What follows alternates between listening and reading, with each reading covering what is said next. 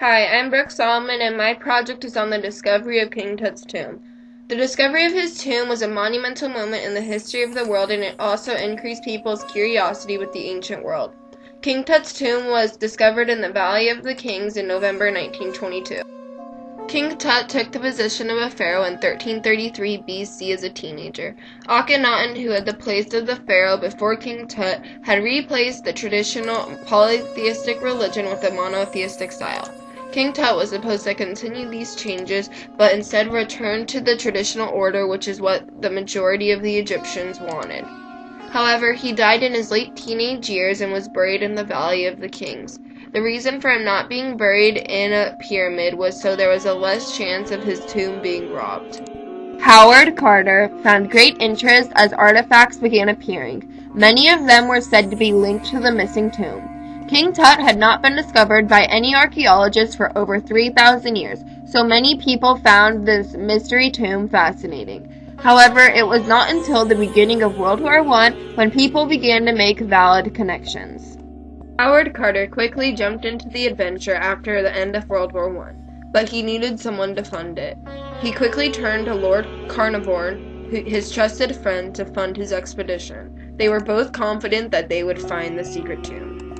Carter came out with no tomb as their first digging season came to an end, and Carnarvon began to run low on funds. Lord Carnarvon was ready to give up and leave the tomb, but Howard Carter begged for one more season and explained that if his friend backed out on the deal, Howard himself would fund his dig. The second dig resumed on November 1st, 1921. Carter and his assistant, A.R. Callender, began this dig closer to Ramses VI's tomb, hoping for better luck. They took down a workman's hut near there and uncovered a staircase that Carter immediately ordered to be cleared. The staircase led them to the door of King Tut's tomb, which was stamped with the seal of the royal necropolis.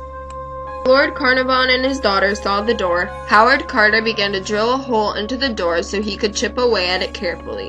When the hole was large enough, he could see all of the marvelous and ancient artifacts that King Tut thought were important to his afterlife. Although all of the golden artifacts were important to this discovery, the most valuable piece of the dig was the coffin and mummy of King Tut, which the robbers did not seem to touch. However, they did break some of the other artifacts during ancient times. This discovery brought a lot of attention to Egypt and many people who hoped to get a peek at the mystery tomb. It was so important to society because many famous archaeologists had been trying to find this tomb for years. However, some people decided to stay away from it because of the idea that there was a curse on the tomb.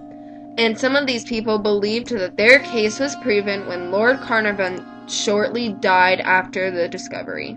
The discovery of King Tut's tomb was Howard Carter's most famous archaeological find, and he continued working on this tomb until he died in 1939. However, King Tut still remains a strong interest in society today. Currently, King Tut's museum is traveling the world as people become more interested in ancient civilization. This shows the impact that King Tut had and still has on civilization today. The knowledge that people gain from these monumental archaeological finds is desired by many people around the world.